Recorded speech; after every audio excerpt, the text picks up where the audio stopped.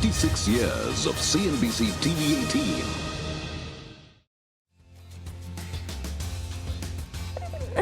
Welcome back. Down about 0.25% now on the Nifty and the Sensex. Mid-cap index down 135 points. The advanced decline ratios turn adverse.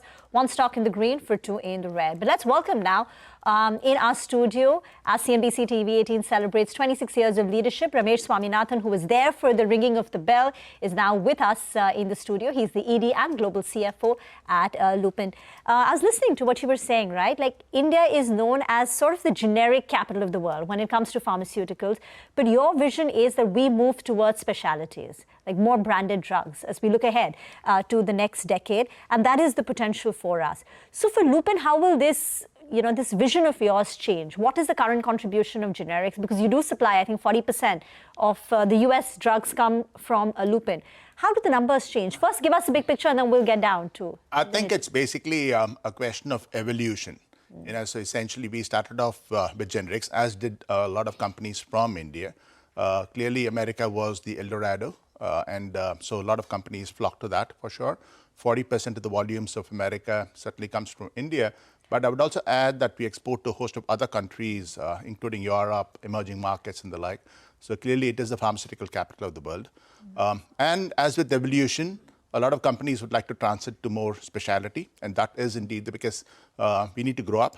So clearly, IP-driven products would be the way forward. We have also forayed into specialty, if that's what you are... you have, yeah? Yeah. All right. What is the contribution today of specialty, and what would that number look like?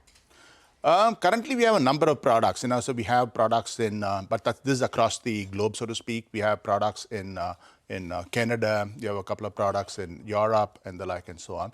Our total contribution is close to about $80 million, so to speak. But clearly, with this foray into Visupharma, into ophthalmology, this is set to go up dramatically. This is doing about $50 million, but over the next several years, it will certainly blossom into a much larger number. And that's the way we see things going forward for us. All right. Hi, sir. Welcome to the studio. Thanks a lot for joining in. We want to get some clarity as well, because the street has been a buzz with some reports which suggest that you're looking to buy UK's largest nutraceutical company, which is Vita Biotech, I believe. And the valuation could be, £1 billion, I believe. And your talks with PEs. Clarify on that front. Is there any truth? Are you looking at it, or no truth whatsoever? Honestly speaking, there are a number of propositions that come our way, and we keep evaluating a number of them, clearly because the fact that we need to see whether it is a strategic fit and the like.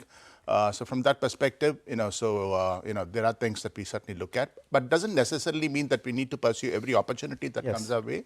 So as long as the proposition is compelling and it is something which fits into our overall strategy, we would look at it seriously. But nothing like that at this stage for Vita Biotech. But strategically, this does fit into your thought process in terms of direction, at least? I might not It may or may not move into a transaction, or may not get concluded. But it's an asset that you all would like to look at it?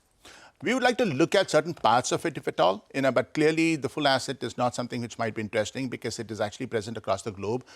It's more nutraceuticals and the like, and clearly it has got a very different kind of a flavor, so to speak. Okay.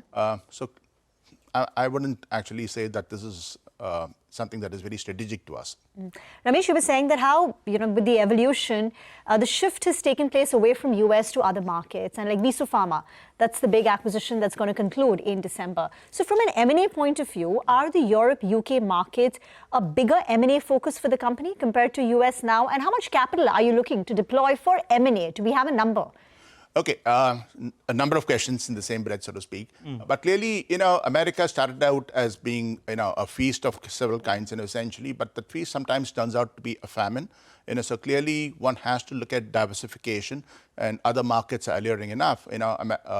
Europe might not necessarily have the same kind of flavor in terms of realizations, but it's a less volatile market from my perspective. And of course, emerging markets have their own flavor. India is, of course, extremely alluring, and it's a market that we would like to invest a lot in.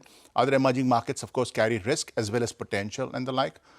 So from that perspective, we would be looking at various buys, so no market is actually cancelled out, but I think the capital allocation policy itself is very well framed from our perspective.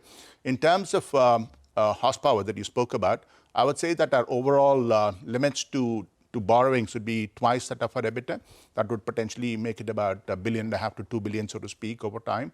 Our sweet spot would potentially be about $250 to $300 million. But we've also clearly drawn out thresholds in terms of where we would be investing and the like. It would be potentially in India.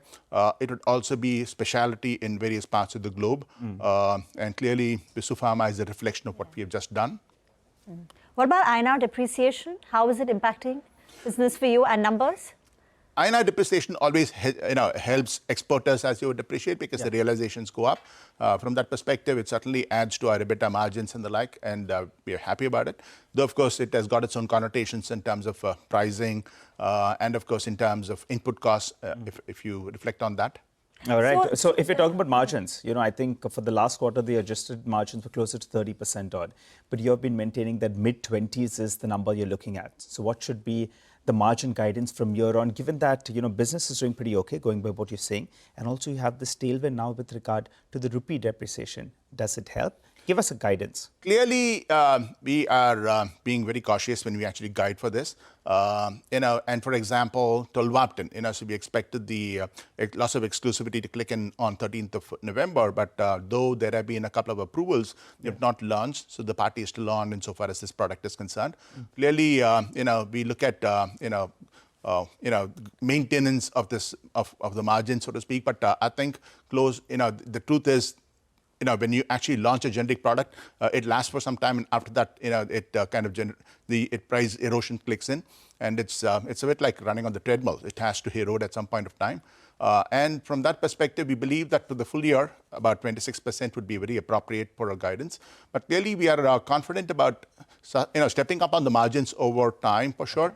Next year, for example, we're guiding for close to about 24-25%, so to speak, because we do expect certain molecules to decline from a competition perspective, more players coming in. So shares let it be. Got it. Just a quick final word on the two plants, Goa and Nagpur. There were some observations. How serious are they? And by when do you expect things to get all clear? As with everything, we play a lot of reliance on compliance and the like, and we are certainly we are working with the authorities to make sure that it is remedied. It is where it is, but we are confident of actually getting this remedied as early as possible. We have so many more questions, so we hope you join us soon again. But